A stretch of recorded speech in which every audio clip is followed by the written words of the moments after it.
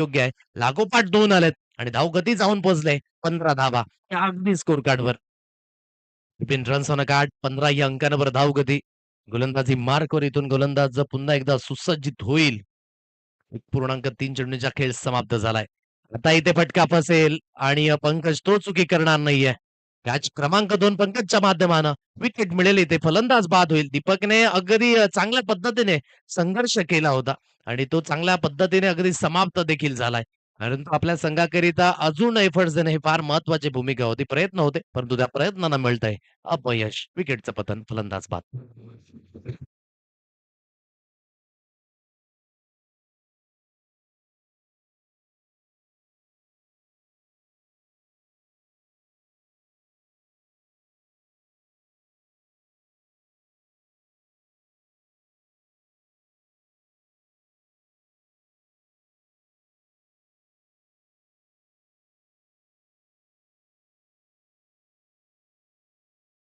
सहर्ष स्वागत. विकेट मिळतंय आणि हळूहळू या मॅचवर पकड निर्माण करण्याचं काम केसीबी स्पोर्ट जाधवपाडा संघ करीत असताना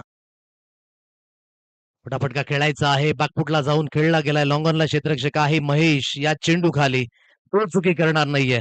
अगदी विकेटचा सिलसिला तो झालाय जारी. फलंदाज बाद होईल. बॅक टू बॅक विकेट मिळत असताना.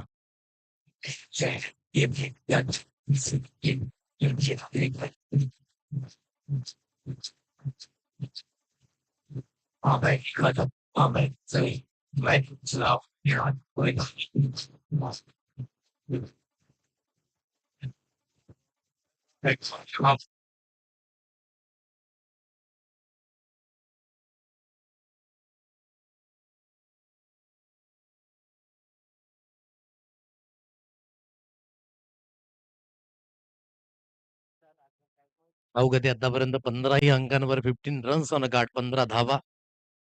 5 चेंडूंचा खेळ समाप्त झालाय. आता विकेट हॅट्रिकची संधी सुद्धा आहे सदानंद जाधवकडे. चांगली गोलंदाजी करण्याकरिता ही ओळख आहे. विशेष करून महेंद्रने सुरुवात चांगली केली तर नंतर सदानंद जाधव आता बॅक टू बॅक विकेट मिळत असताना फटाफटका खेळायची संधी, विकेट हॅट्रिकची संधी आणि ही आहे तिसरी या स्पर्धेची. लागोपाठ 3 चेंडू गणिक सलग 3 विकेट.